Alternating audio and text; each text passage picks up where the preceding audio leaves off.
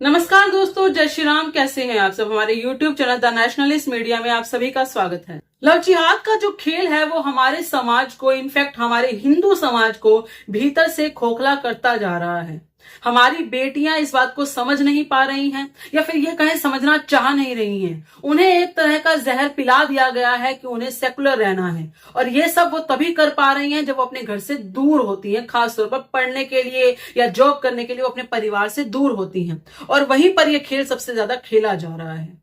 लेकिन अब देखने में यह भी आया है कि ये खेल हमारी किताबों से भी शुरू कर दिया गया है। ऐसे बहुत से राज्य हैं जहां पर कुछ सरकारें इस बात की तरफ ध्यान नहीं दे रही कि उनकी बुक्स के अंदर बच्चों को क्या पढ़ाया जा रहा है। इनफैक्ट एनसीईआरटी की बुक्स के अंदर भी, क्लास 3 की बुक्स के अंदर ऐसी चीजों को प्रमोट किया जा रहा है। हमने आपको एक बार पहले भी बताया था कि एक बुक है जहां पर दो बच्चों के अंदर कंपैरिजन किया गया था। एक तो हिंदू समाज से था और एक मुस्लिम समाज से था। उसमें बताया गया था कि मुस्लिम समाज का बच्चा जो है वो कितना हेल्दी और हाइजीनिक रहता है, दूसरी तरफ जो हिंदू समाज का बच्चा है वो कितना ही अनहाइजीनिक रहता है और गंदे वस्त्र पहनता है, गंदे हाथ रखता है, वगैरह वगैरह। वहां पर हाइजीनिक और अनहाइजीनिक चीजों के बारे में बताया गया था, लेकिन कंपैरिजन एक धर्म के हिसाब से किया गया था, ताकि बच्चों के दिमाग में ये चीज बैठ जाए कि अगर कोई मुस्लिम समाज का बच्चा है तो वो तो साफ सुथरा रहता है, लेकिन अगर कोई हिंदू समाज का बच्चा है तो वो हर तरीके से अनहाइजीनिक रहता है, साफ सुथरा नहीं रहता है। वही चीज आज फिर देखने को मिली है एक एनसीईआरटी की बुक में। क्लास 3 की ये बुक है, इसके अंदर लव जिहाद जैसी चीज को प्रमोट किया जा रहा है। एक लड़की है जो कि अगरतला से है, उसका नाम है रीना।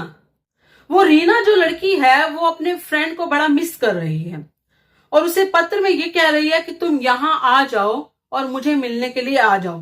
कहां आ जाओ? यानी कि अगरतला आ जाओ, इतनी दूर आ जाओ। और वो जो पत्र लिख रही है वो एक लड़के को लिख रही है जिसका नाम है अहमद अली, और वो दिल्ली का रहने वाला है। दिल्ली से उसे बुला रही है कि तुम अगरतला आ जाओ क्योंकि मैं तुम्हें मिस कर रही हूं। सोच के देखिए कि एक तरफ तो हिंदू लड़की को नाम लिया जा रहा है, हिंदू लड़की के बारे में बताया जा रहा है, और दूसरी तरफ एक बिल्कुल ही अलग तरीके से अहमद को बताया जा रहा है। ये एक तरह से लव जिहाद को प्रमोट किया जा रहा है छोटे से छोटे बच्चे के दिमाग में भी। क्लास 3 का जो बच्चा है वो अगर इस चीज को देखेगा कि एक का नाम अहमद है, तो इसका मतलब ये है कि जैसे जैसे वो बड़ा होगा, बड़ी होगी या बड़ा होगा, वो इस चीज को समझेगी कि नाम से कोई फर्क नहीं पड़ता, सामने वाला कोई भी लड़का हो सकता है, उसे धर्म से कोई लेना देना नहीं है। इसका मतलब यही है कि आप लव जिहाद को प्रमोट कर रहे हैं, आप ये बताना चाह रहे हैं कि उसके धर्म से कोई फर्क नहीं पड़ता। हालांकि हम जानते हैं कि धर्म ही सबसे बड़ी चीज है। किसी का कोई मजहब, किसी का कोई पंथ है, अगर वो आपके धर्म से अलग है तो आप इसका मतलब उसके हिसाब से कन्वर्ट होंगी ही होंगी एक दिन, और कन्वर्जन को भी ये प्रमोट करने की कोशिश कर रहा है। अगर इसी जगह पर हम अहमद की जगह विशाल कर देते हैं और रीना की जगह अगर हम शाहबानो कर देते हैं, तो सोच के देखिए कितना बड़ा बवाल मच जाएगा, कितना बड़ा बवाल मच जाएगा। न जाने किस किस तरीके से लोग सड़कों पर उतर आएंगे और कहेंगे कि इस तरीके से चीजें पढ़ाई जा रही हैं, हमारी बच्चियों को बर्बाद किया जा रहा है, हमारी बच्चियों को सिखाया जा रहा है। खैर वो लोग तो पढ़ते ही मदरसों में हैं, वो तो पढ़ते भी नहीं स्कूलों में ढंग से, लेकिन अगर ये कर भी दिया जाए तो भी बवाल तो मचेगा ही मचेगा। और हम जानते हैं वो किस तरीके से सड़कों पर आते हैं, किस तरीके से उतरते हैं। बस एक बार कहने की देर है। जब आप वो नहीं कर सकते तो आप इस तरीके की चीजें कैसे कर सकते हैं कि जानबूझकर आप हिंदू लड़की दिखाते हैं और एक मुसलमान लड़का दिखाते हैं, और ये दिखाते हैं कि रीना उसे मिस कर रही है, उसे अपने पास बुला रही है। किससे बुला रही है भाई? और क्यों एक 3rd क्लास के बच्चे के दिमाग में ये चीज डाली जा रही है?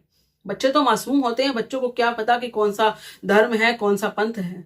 हालांकि हमें इस चीज को पढ़ाना शुरू करना चाहिए, क्योंकि जिस हिसाब से लव जिहाद की चीजें हमारे घरों में, हमारे आसपास के परिवारों में, हमारी बच्चियों के दिमाग में परोसी जा रही हैं, या ये कहें उनके साथ ये सब किया जा रहा है, और फिर भी हमारी बच्चियां इस चीज को नहीं देख पा रही हैं, तो इसका मतलब यही है कि हमें आने वाले जनरेशन को ये बताना होगा कि अपना जो शत्रु बोध है उसे आप रखें।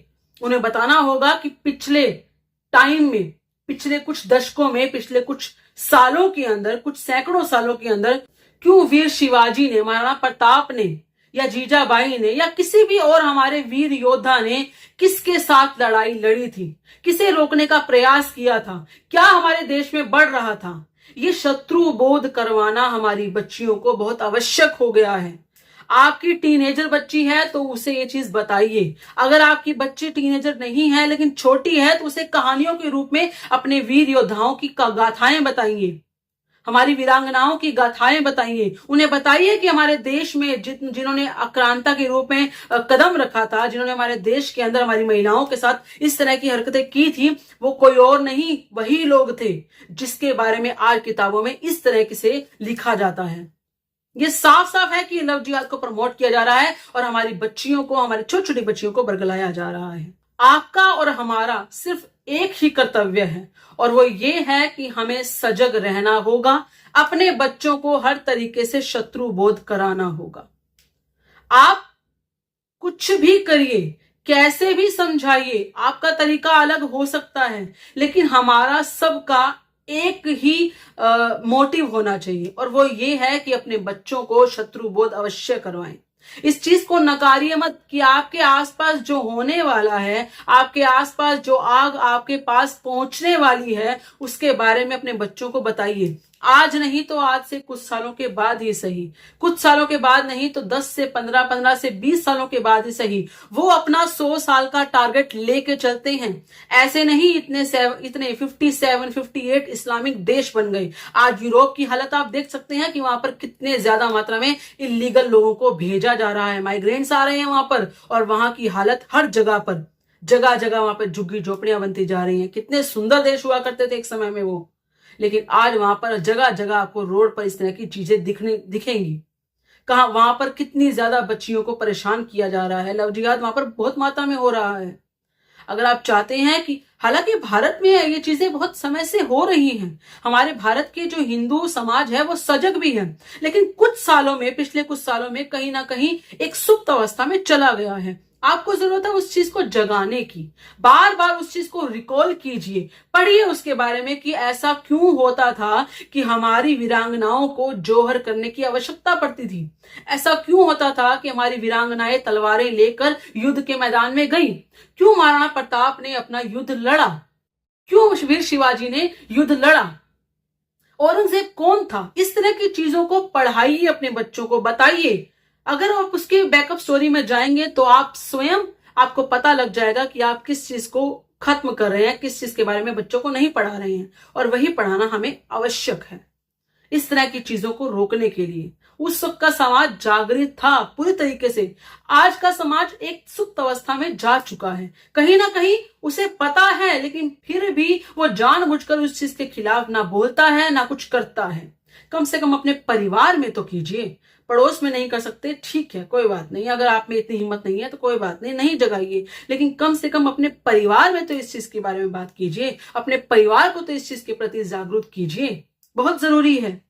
महिलाओं का सम्मान, अपनी बच्चियों को बचाना ही आपका सर्वश्रेष्ठ धर्म है, उसे निभाइए।